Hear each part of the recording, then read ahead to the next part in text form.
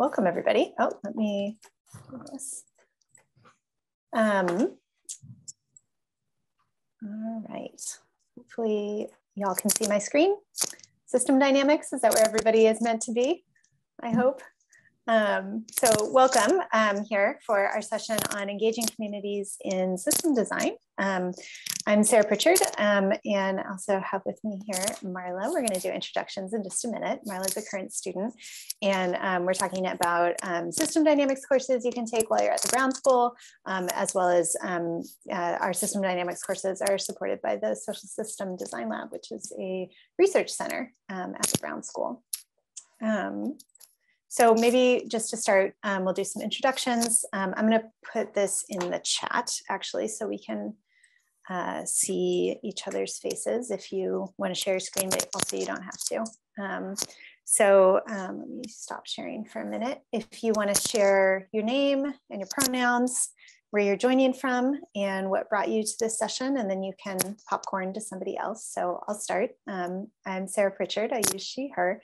I'm a research manager at the Brown School, and I also teach in the system dynamics specialization. So I'm here to talk with y'all about your questions and any thoughts you have about system dynamics, and hopefully encourage you to get involved in systems work. So I will popcorn it to Marla. Thanks, Sarah. Hi, everyone. I'm Marla Guggenheimer. I'm a second year MSW, and I am a system dynamics specialization, and I'll go into a little bit more detail about what I do. What are the other things? What brought you to the session? What brought me to this session is I love system dynamics, and so any chance I get to talk about it is one I will take up. And I'm in St. Louis right now. I will popcorn to Jamie. Hi everyone, Jamie Adkison Hennessy. I'm the Assistant Dean for Admissions and Enrollment here at the Brown School. My pronouns are she, her. And I am in this session to help showcase this amazing opportunity that we have here at the Brown School to our prospective students, to our new admits for the fall 22 cohort. I think that system dynamics is something that is a very unique offering at the Brown School, and something that I've seen students not familiar with at all and then become really, really excited by and passionate about, which I think Marla has already kind of indicated her passion for so far. And so I just think this is a great session to offer to admitted students, and I'm happy to be here. Want to popcorn into someone? Jamie? Yeah, can Victoria, can you jump in? Looks like Victoria put in the chat. Oh, I missed it. Hi, yeah, I can chime in. Sorry, I'm in my office and we have a fully open floor plan, so it's hard to speak up sometimes. But my name is Victoria Anders. I will be coming for the MPH and MSP programs. I actually deferred from applying last year, so I'm super excited to come. And I am originally from and currently live in Washington, D.C. I currently work for a government contractor in global nutrition, but I'm really interested in health policy and how that intersects with general social policy, and system dynamics are obviously relevant to both of those areas. And I'm definitely interested in learning more about how to apply system dynamics to the policy landscape. So that's why I'm here. Awesome, welcome Victoria. Valencia, do you want to pop in? Yeah, sure. Can you hear me okay? Mm-hmm. Awesome. My name is Valencia. My pronouns are she, her. I'm currently Zooming in from Mexico, currently on my Fulbright ETA. So the Wi-Fi can be a little iffy sometimes. What were the other questions? What brought me to this session? I'm kind of here just to learn, to see what this session is about and what I could be more interested during my time at the Brown School. Awesome. Well, welcome to, oh, sorry. Were you going to say more? Is there anyone left? I think that's all of us. Okay, great. Yeah. Well, welcome to both of y'all, and we're so glad that you're here. I'm going to go back to sharing my screen. Okay, can everybody see this overview? Yeah, okay. So we just did welcome. We'll spend a little bit of time just doing a brief introduction to system dynamics because a lot of folks come here and they don't know what it is. That was definitely true for me. I was also an MPH and MSW student at the Brown School, and now I work here as a research manager, but I definitely didn't know what system dynamics was when I got here. I'll give a couple examples of how I've used community-based system dynamics in my work. Marla's going to talk about how she's used SD or CBSD, and then we'll have time for question and discussion from y'all. So just to start a little bit about like orienting you to system dynamics and systems work. So, you know, you're coming in the Brown School maybe for policy or public health or oh my gosh, social work. My brain is so foggy today.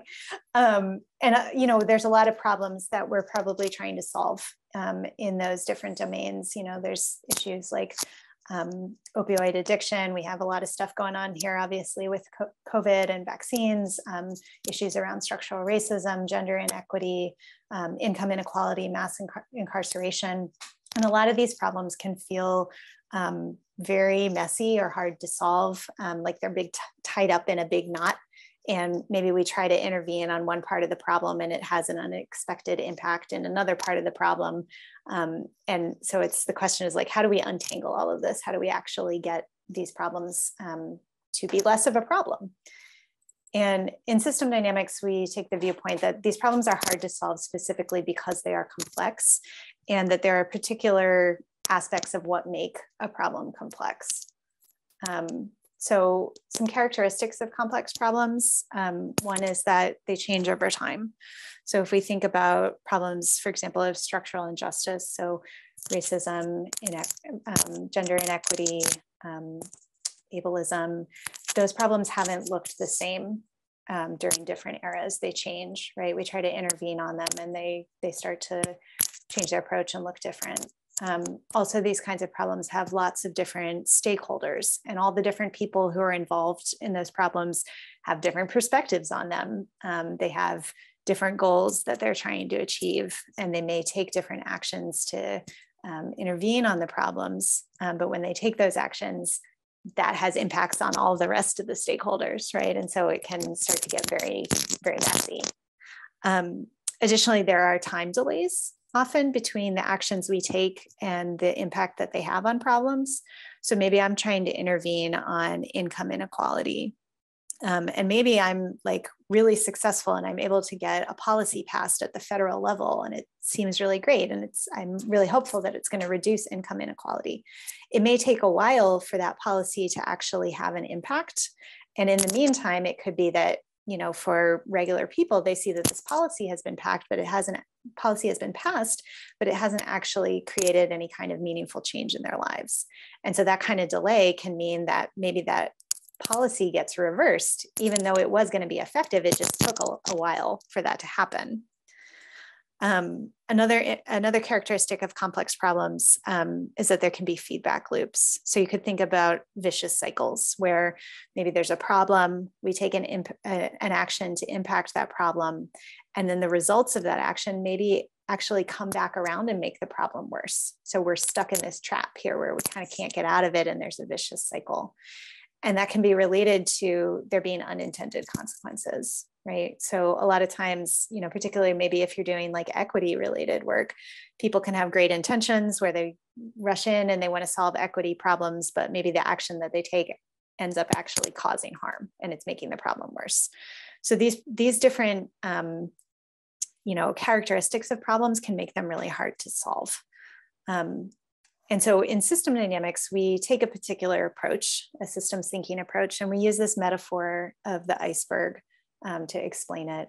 So, you know, like lots of iceberg metaphors, the idea is we see what's happening above the surface, above the waterline, but what's really contributing to the problem is what's happening underneath the water. So in a system dynamics approach, what we tend to see in the world is events. So I might see a particular policy being passed. Maybe I see protests, or maybe there's backlash, or maybe there's new treatment approaches if we're in a public health arena. But underlying those events are particular patterns of behavior, right? It's not just these individual things that happen in time. So there might be an actual pattern of maybe progress followed by crackdown, or there might be a pattern of stagnation. And those trends might be what's causing that actual event that we see. So if there's been a pattern of stagnation, that could be contributing to the resistance events that we see. But what's actually causing the patterns of behavior? If we go down an even deeper level on the iceberg, what causes the patterns of behavior is the way that the system is actually structured. So in system dynamics, we try to, we don't just say, oh, well, it's the system. We're trying to say like, okay, what is it about the system? How is that system built?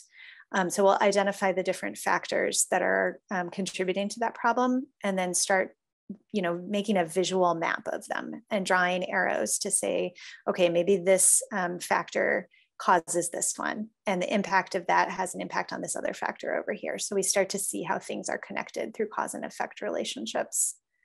But then we can also ask, like, okay, if that's the structure of the system, like, why is it actually built that way? And in system dynamics, our approach is that systems are structured in particular ways because of the paradigm that we're operating in, because of the beliefs that we have, our mindsets, the goals that we're pursuing. And so we want to change the system structure, but we also want to make sure that we change the mindsets and we change the paradigm that's actually giving rise to that structure.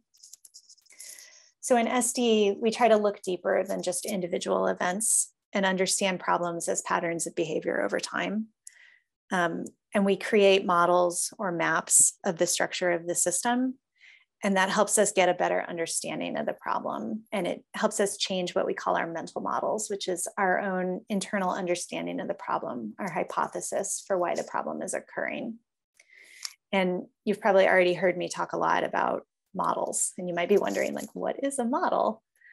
So a model is like one of the really key tools in system dynamics, and it can look just like a map, right? So here is an example of just like what we call a qualitative causal map. This is a project that I did. I'm going to talk a little bit more about this later. It was a project centered around community gardening and trying to make community gardens more successful. And so these are some folks who are involved in community gardening who got together to talk about what are the different factors that contribute to the success of community gardens. What are the barriers?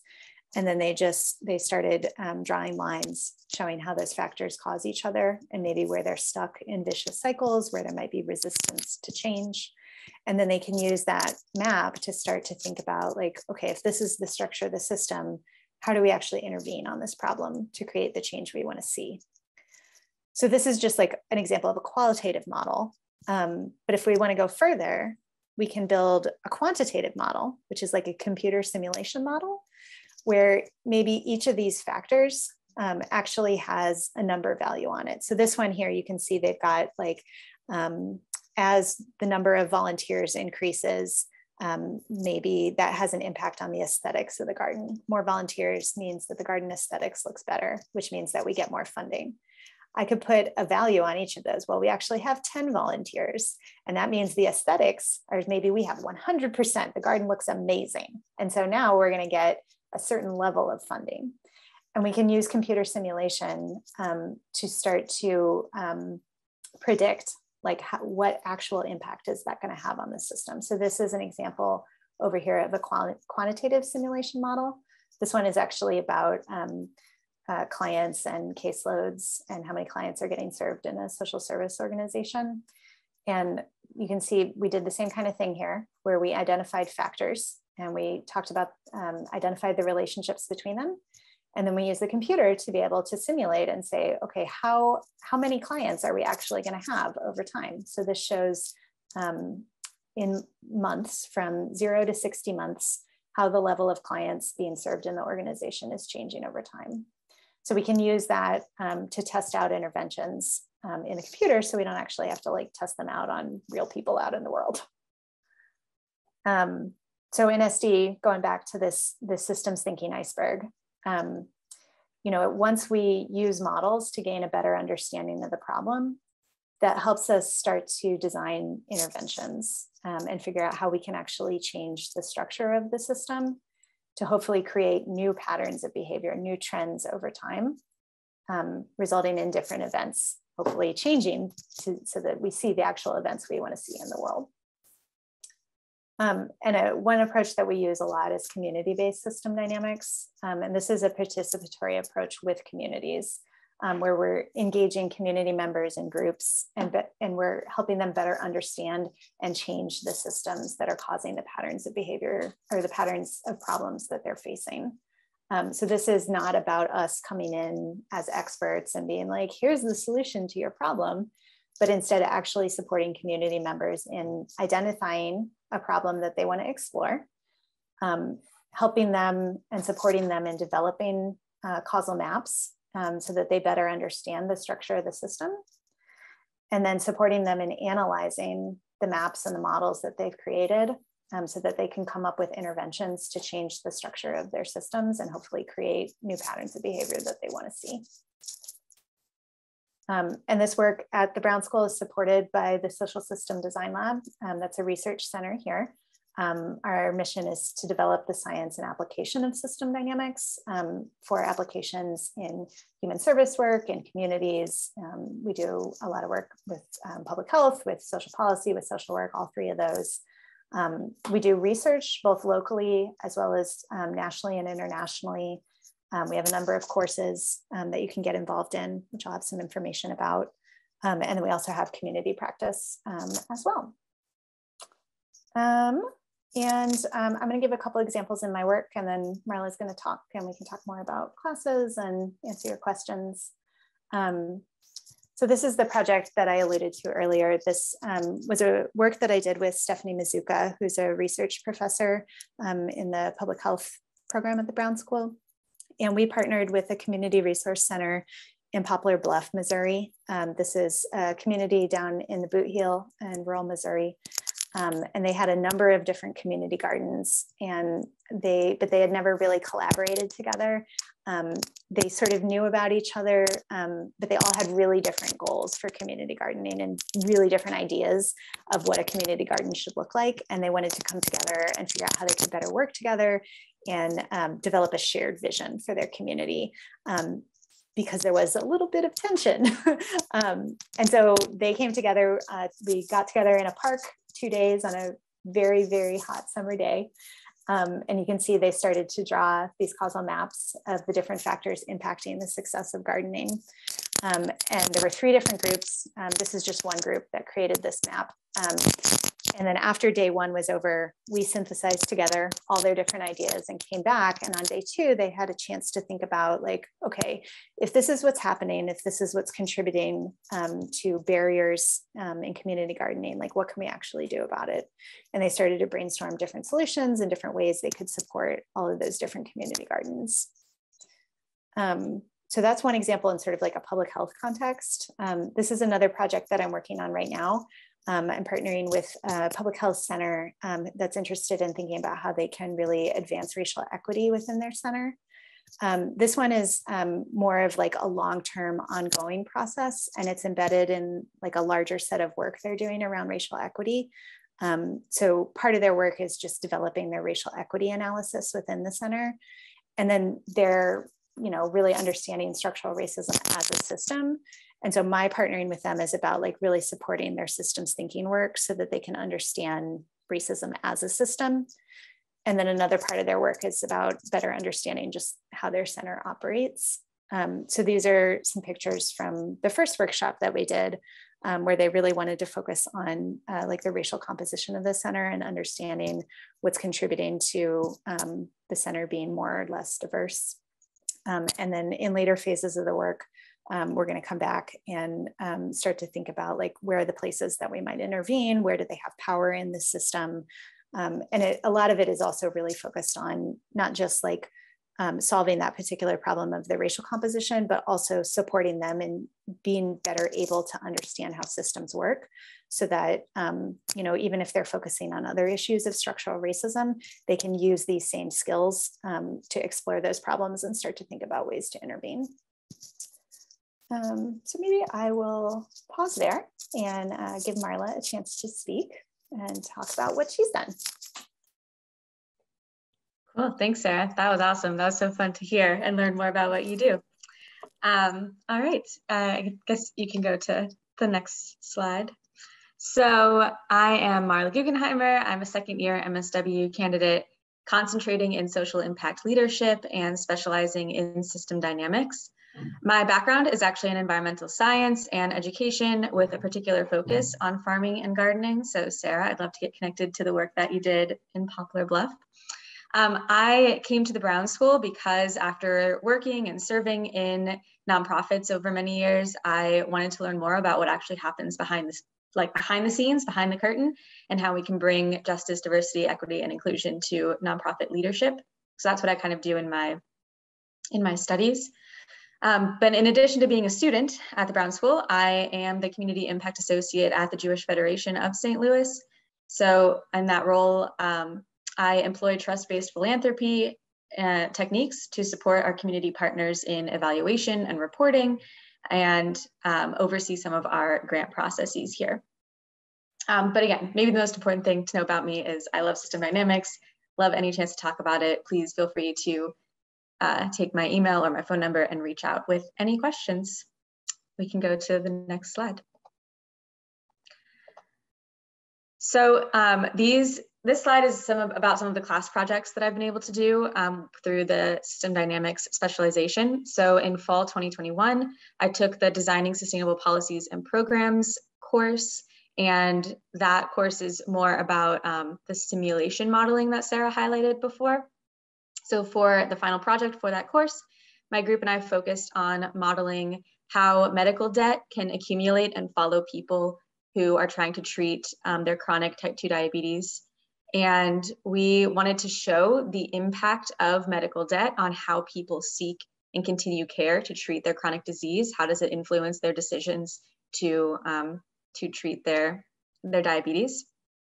And so that's the simulation model on the left there. And there were many more steps that we took before we got to this end model. And it was a really wonderful and great learning process. And then on the other side of this slide, this spring, right now, I'm taking the community-based system dynamics class. And the focus of my small group project in this course is on implementing a culturally appropriate mental wellness toolkit curriculum in community schools in rural Afghanistan. So with this project, we're going to be developing a plan for group model building sessions that the project sponsor can implement to explore how community members are defining and engaging in mental wellness, and how a mental wellness curriculum could be developed to effectively promote mental wellness in the school setting. So this picture is from class the other week, where we were leading another group of students through a variable elicitation and an exploration around our topic of interest. And we can go to the next slide. So in addition to the classroom, I'm applying SD in my practicum setting for my MSW as well. And that is because system dynamics is my specialization. So because of that, I get to dedicate a certain number of hours to actually practicing system dynamics at my practicum site. So I mentioned before that I work at the Jewish Federation of St. Louis, and I'm also completing my practicum there, but just in a different department than the one that I work in. So the two projects here kind of happen in that space. One of the projects on the right there is about that I'm coordinating with the Jewish Early Childhood Center's Directors Council to explore the relationships between administrative and leadership support, staff retention, and quality of the schools. And then on the right is a project that I'm doing with the Community Impact Department at the Jewish Federation of St. Louis, which is actually the department that I work in, even though my practicum is in a different department. I really wanted to bring system dynamics to the work that I get to do every day and with the people that I work with regularly. So what we are doing, how we are using system dynamics in the Community Impact Department is to we're focused on modeling the funder-fundee relationship and looking at ways that we can strengthen the relationship between Federation, the Jewish Federation of St. Louis, and our community partners who receive funding. And those images there on the right are some pictures of the group model building session that I ran yesterday, actually, during our team retreat, where we were looking at a causal map that my team members have developed over the past few weeks. And then we were planning out some potential intervention points that we could possibly incorporate into our work moving forward. So that's how I've done SD in various settings. And I'll pass it back to you, Sarah. Marla, that's really cool. So I'll just talk a little briefly about like different opportunities to get involved as students. So we have a number of different classes here. So we have 2 3-credit classes. Those are the core courses right here. And then we have a number of 1-credit classes. So there's an introductory course, Introduction to System Dynamics for Advancing Equity. That's the course that I teach right now. It's a weekend course. So it's just one weekend, kind of intense.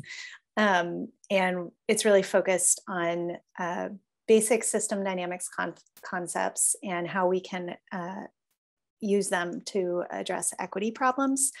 So students get the opportunity to think about a particular equity problem that you're interested in, and then use the tools that you learn in the course to think about different ways to address that problem from a systems perspective. The 2 3-credit courses that we have are community-based system dynamics.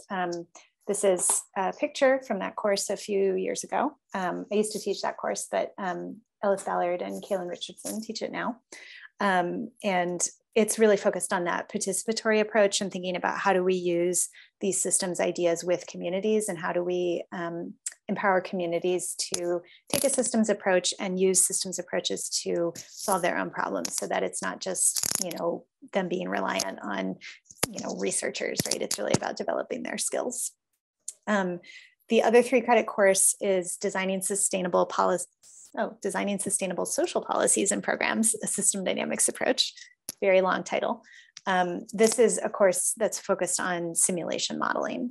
So you can see a picture here from a few years ago where a couple students are presenting their simulation model that they built.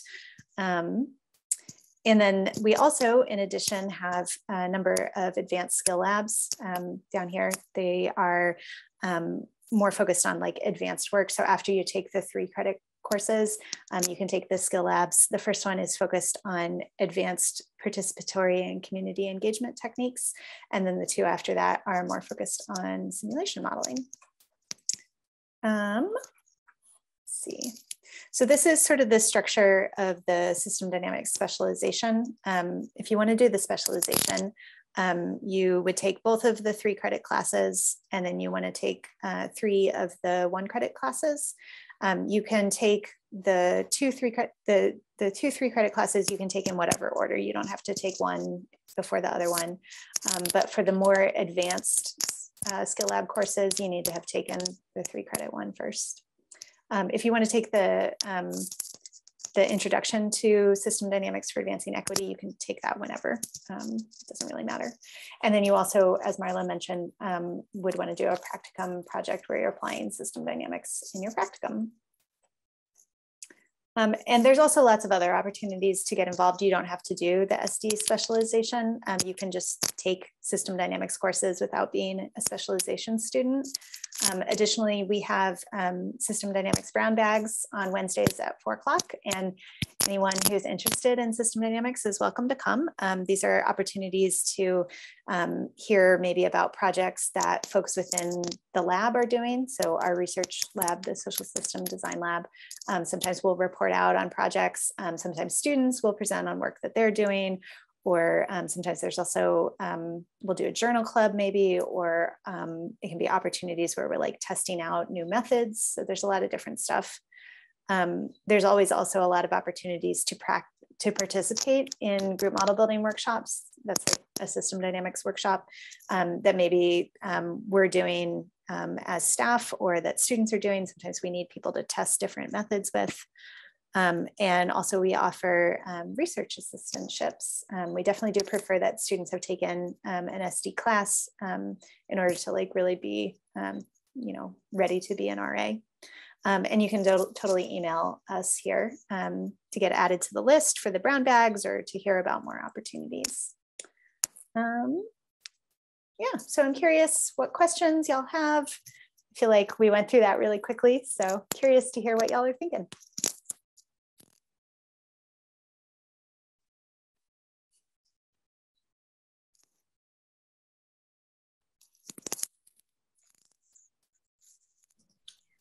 I can jump in and ask you, thank you both so much for that presentation. I always find this work so interesting. And I love the stories that I read in all of our publications here about the work that's being done in the St. Louis community. It sounds like you both have some of your favorites that you've worked on recently. Do you have any other examples that you could share about like projects that have been done in the community here in St. Louis and how students have been able to get involved? Yeah, so the lab before the pandemic messed a lot of stuff up, used to have a summit called Changing Systems that happened every summer. And that was work engaging local high school students in the St. Louis area where they would, there were sort of two different parts of it. One part was students would do, they would apply to do like an internship or a fellowship. These are high school students. Would do an internship or a fellowship with the lab and really spend a lot of time learning about system dynamics and community-based system dynamics approaches. And then we would have a larger summit with a larger group of local St. Louis youth who would come to a summit that was planned by the interns and get a chance to explore a problem of their interest, something that was impacting them in the community. So one year we had a summit on gun violence. There was one about like educational equity. There've been a lot of different topics, but the students would choose whatever topic they want to explore. And then the student interns would have a chance to like teach them system dynamics concepts and lead them through a workshop. And then they start to think about like, what are different action ideas? And we've had Brown School students. So far I've been talking about like the local high school students. But we've had Brown School students who were in the SD specialization who were helping with coordinating that whole process. So they were helping train the interns who were going on to train the other high school students and thinking about like, what are the best ways to develop their capabilities, make sure that they're really empowered to determine, what is the problem that they even want to focus on, and then making sure that that summit is a success. Yeah, maybe I'll see, Marla, do you have other thoughts or other things that you want to highlight that either you've been involved in or some of your friends or classmates?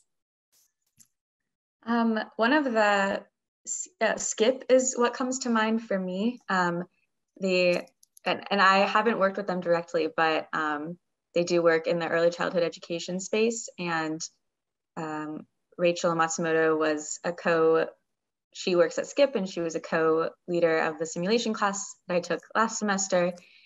And Sarah Chung, who started SKIP, was actually how I learned about system dynamics. She gave a presentation about the work that SKIP does as part of the Graduate Policy Scholars program that I participated in during my first year of my MSW. And I think their work is really exciting and they have opportunities for students to get connected, and just the fact that the fact that like practitioners in the SD space and who live and work in St. Louis also co-teach the courses, I think it gives a really rich environment for learning about and hearing about opportunities for applying this work in the real world, quote unquote. And yeah, so I guess that's what I would highlight. Mm-hmm. Yeah, and I can give a couple more examples. So actually, maybe even from my own experience when I was a student, which was a long time ago. So I was I was in the MSW and MPH program, and I was particularly interested in prevention of relationship and sexual violence. And so I did, when I was a student in the specialization, I did a practicum in Australia, actually, with Deakin University. We have an alum of the Social System Design Lab who works at Deakin.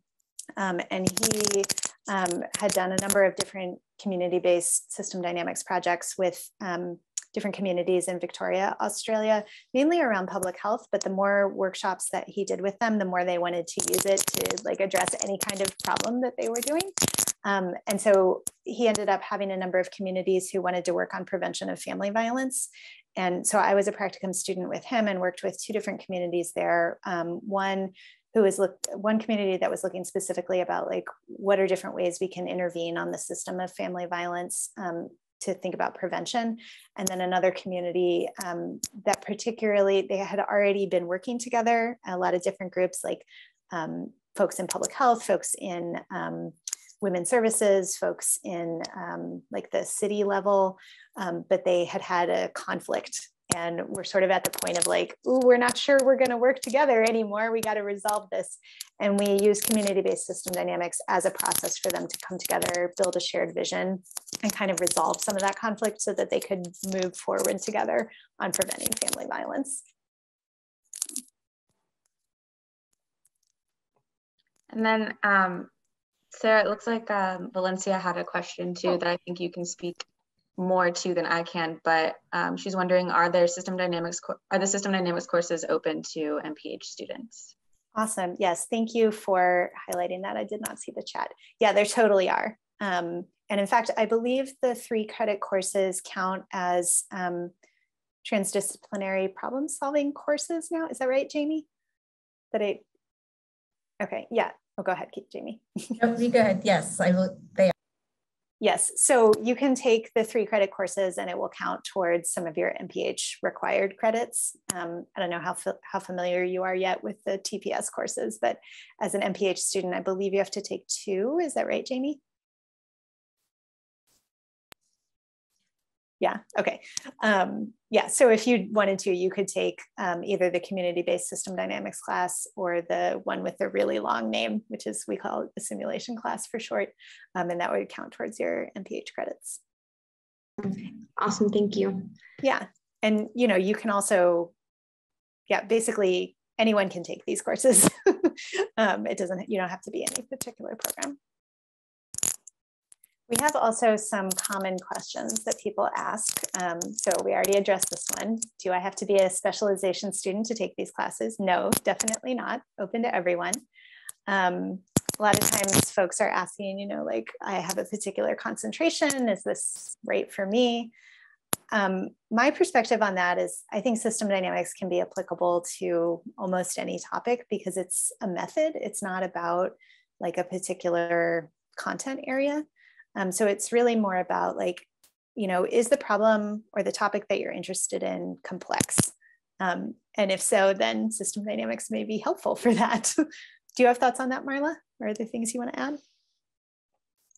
I would definitely echo all of that. Insert any concentration or interest there, and system dynamics. You can think about how it applies to your work. And one of the things that I think about with this question in particular is coming in. I feel like system dynamics is a space where you can come in with a particular problem of interest, or you can just come in as a generalist and really dive in either direction and learn skills that are applicable regardless of what you're going to end up doing. So it's a great space to be. Yeah, a lot of times, so I highlighted earlier, we have this simulation class where we end up putting some math on the models, and a lot of times that can be intimidating for students. I myself am not a math person. When I was in high school, I used to cry into my math textbook like every day when I was doing my homework. I probably shouldn't disclose this, but I don't know all of my multiplication tables. So you do not need to be a math expert to do this work. I got through it. You will be fine too. So I think like the math that you need to know is like understanding addition, subtraction, multiplication, division, maybe like a little bit of algebra, but a lot of that math the computer will do for you. You want to add anything, Marla? I cannot like, I just thumbs up that so much. Like I cannot promote that enough. Like that's exactly, yeah, I'm horrible at math, scared of math, everything. And I was really nervous about going into the simulation class. I knew it was going to be a harder class for me, and it was still a wonderful experience, and I learned so much and just want to keep doing it more. So, yeah. In terms of which class to take first, we definitely, like I recommend if you're excited about system dynamics to try to take a system dynamics class as soon as possible, because it does take a long time to learn. It's like a pretty different way of thinking than a lot of people are usually taught. So if you can fit it in early, that helps, because the longer you have to like absorb, the more helpful it'll be, and the more opportunity you'll have to really like marinate with the ideas. Let me go back to our, that's the wrong way. No. Yeah, so you can, like my recommendation would be is if you can fit in one of the three credit classes early, to try to get one of those in there, so you really are marinating, as I said. But if not, you can take the 1 credit introductory course anytime. And it's a weekend course, so hopefully it won't conflict with other things. And then we have the two 3 credit ones. These ones here, the skill labs, you do have to wait until you've taken one of the 3 credits before you can take those. So. And that's also just like better in general, because the skills labs, especially the ones that are heavier in simulation, like they build off of what you're doing in the class. So it doesn't really make sense to take them on their own. And yeah, it all works together well. Mm-hmm. Marla, do you have anything you want to share about the skill labs? Because it's been a long time since I took those, and I don't teach those classes. So I took Skills Lab 2 at the same time. I was enrolled in Skills Lab 2 at the same time that I was enrolled in the Designing Sustainable Social Policies and Programs class. And that was great because it was my first foray into simulation, and they complement each other well. And I'm in Skills Lab 1 right now. At the same time, I'm doing the community-based system dynamics class, and the same thing is happening. And then Skills Lab 3, really, it does focus more on simulation, but it also, you take some skills of how to translate that work to a community setting. So you're really kind of bridging all of your learning up until that point together. One of the things that I think is helpful to know, at least how they're run right now, is these skills labs don't have particular dates associated with them. It's really just a semester-long project. There's assignments that are due just by the end of the semester, but you have the whole semester to work through the projects. You can work with other people in the skills lab. Nothing has to be done fully solo, and it's kind of like a living laboratory. You can make it what you want, and you're not boxed into any particular time frame except the semester time frame. I think actually I have some slides more about the classes here. So,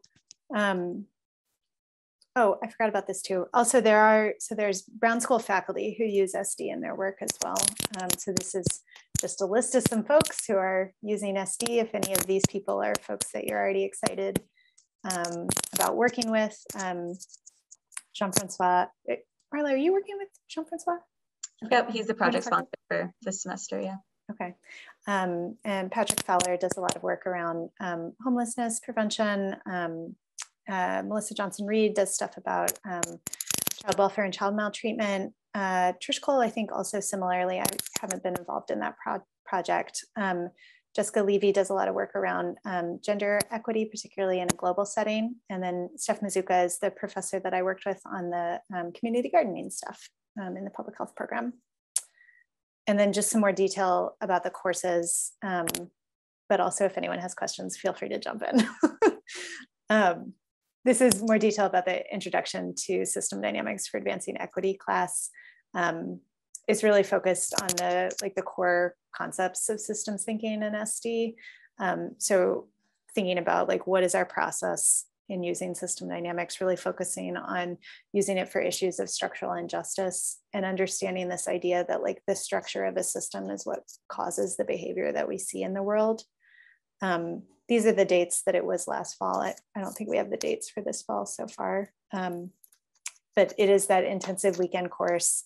And then there's pre-work that happens before the course where there's some modules you complete on an equity problem you're interested in. Then we get together for that experiential learning weekend. And then there's just a final individual assignment where you use everything that you've learned to continue exploring that equity problem of your interest and put together a project showing how you see systems operating in that issue. For the CBSD class, these are some more pictures. This one is really focused on qualitative modeling, so you don't need to know any of that simulation or the math or anything. There's a big focus on problem scoping. So really defining like what is the actual problem, which I think is kind of undersold as an important part of system dynamics, right? Because sometimes people will say, oh, well, I want to solve gender inequity, which is great, but that's like so big. So thinking whatever problem it is, whether it's gender inequity or whatever, scoping it down to being really specific about like for this project in particular, we want to achieve X thing. We want to try to solve it in this period of time. And here's what our fear is if we're not able to solve it. Like if we don't do anything, what's going to happen?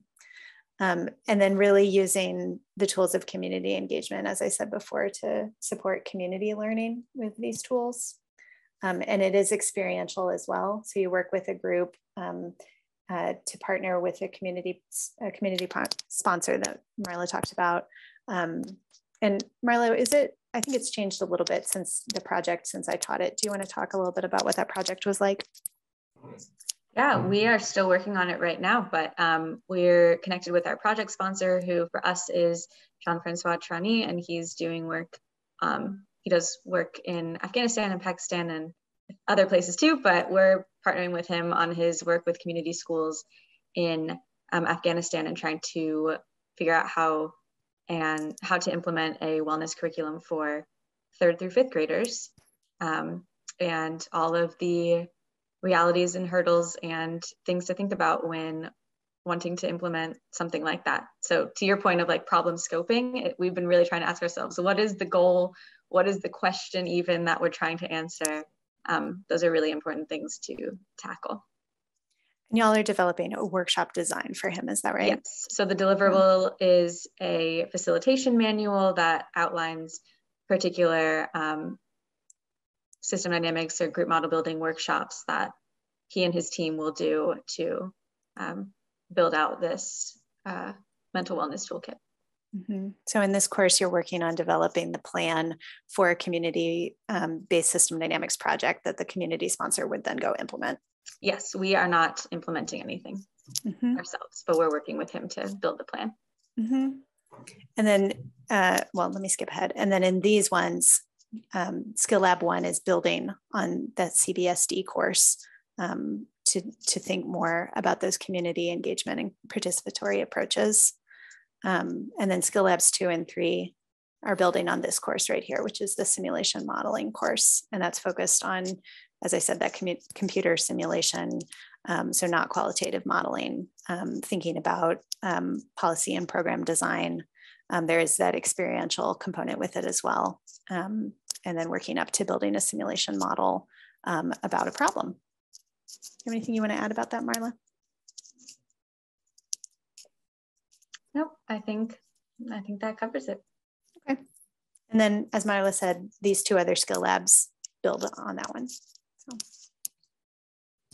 Cool. Any other questions? Nope, that's all great. Thank you. Yeah, of course. Yeah, we hope to see you. Yeah, thank you, Sarah and Marla, so much. This is great. Really excited about these opportunities for students. Like I said, I know that I've spoken with many students who come in not really knowing what system dynamics systems dynamics is, and I've seen many get very, very excited about this work, which is a wonderful thing. So thank you.